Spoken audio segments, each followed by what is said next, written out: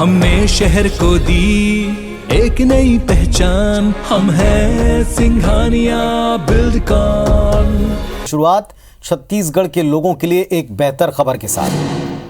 छत्तीसगढ़ में बेरोजगारी की दर 0.6%, ये बताती है CMIE की एक रिपोर्ट के द्वारा। CMIE ने बेरोजगारी दर का एक आंकड़ा जारी किया है। CMIE की रिपोर्ट पर मुख्यमंत्री भूपेश बघेल ने बयान दिया है। कहा कि ये जो रिपोर्ट है हमारे लिए संतोषजनक है। छत्तीसगढ़ में रोजगार की दिशा में हम लगातार काम कर रहे हैं।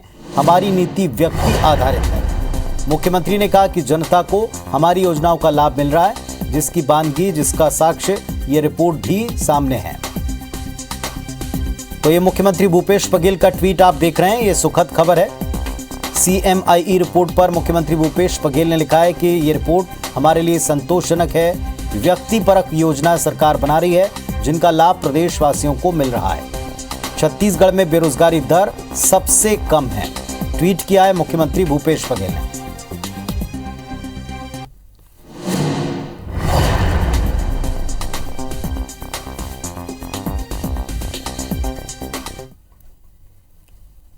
और इस विषय पर ज्यादा जानकारी के साथ हमारे सहयोगी सौरभ सिंह परिहार जुड़ रहे हैं। सौरभ, CMIE की रिपोर्ट के ऊपर मुख्यमंत्री ने ट्वीट किया और कहा कि व्यक्ति आधारित जो योजनाएं हैं, काम है सरकार के, उसका लाभ दिखता है इस रिपोर्ट में।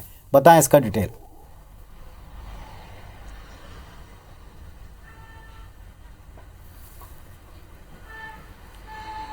जी बिल्कुल, देखिए लगातार बेरोजगारी दर के आंकड़े में कमी आ रही है। जो रिपोर्ट आ रहे हैं CMIE के, उसके अनुसार, और कहीं ना कहीं राज्य सरकार बार बार कहती है कि हमारी फ्लैगशिप योजनाओं के कारण जो है ये बेरोजगारी दर में कमी आ रही है। और पिछले दिनों हमने देखा भी है कि राज्य सरकार ने जो है जिनको बेरोजगारी से जो रोजगार मिले हैं उसके आंकड़े भी प्रस्तुत किए गए थे, और कहीं ना कहीं इसको लेकर ज्यादा से ज्यादा प्रचार प्रसारित भी राज्य सरकार और कांग्रेस के द्वारा किया जा रहा है। आपको याद होगा कि उत्तर प्रदेश चुनाव के समय भी जो है इस बात की काफी गूंज थी कि छत्तीसगढ़ ही एक ऐसी सरकार है जहां पर लोगों को रोजगार मिल रहे हैं, चाहे कोई किसी भी प्रकार के रोजगार हो, वो रोजगार मिल रहे हैं। और हालांकि इसको लेकर भाजपा जो है जरूर सवाल उठाते रही है राज्य सरकार पर कि ये बेरोजगारी दर का जो आंकड़ा है वो कहीं ना कहीं गलत है, क्योंकि इससे पहले ये जरूर बातें कहते हैं भाजपा के नेता कि इससे पहले भी जब शिक्षक की भर्ती हुई, चाहे पुलिस की भर्ती हुई है, चाहे PSC के माध्यम से हो या अन्य माध्यमों से, उससे कहीं ना कहीं रोजगार प्राप्त नहीं हुई है। क्योंकि पिछले दिनों आपको याद होगा कि विधानसभा में प्रश्न लगाया गया था कि यह सरकार, कांग्रेस की सरकार 3 साल में किन किन पदों पर जो है अब तक कितनी भर्तियां की हैं, कितनी स्वीकृति दी है। तब को आपको एक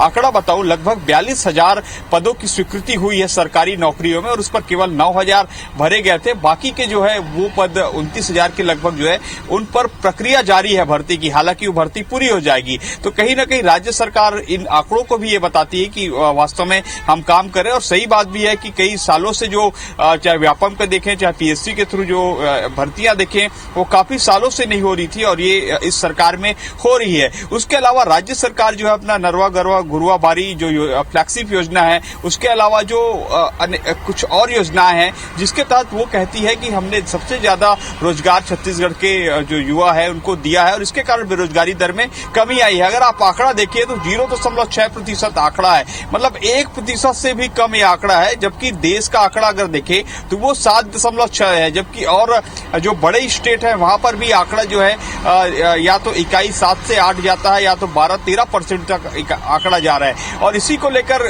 कांग्रेस जो है बार बार कहती है कि जब से कांग्रेस की सरकार आई छत्तीसगढ़ में, हमने बेरोजगारी दर घटा दी है। अब देखना होगा कि आने वाले दिनों में ये आंकड़ा किस तरीके से और बेहतर होगा, कि और जो राज्य सरकार जो बहुत सारे पदों पर भर्ती के लिए, सरकारी नौकरी देने के लिए जो योजनाएं बनाई है, उस पर कब तक पूरी होती है।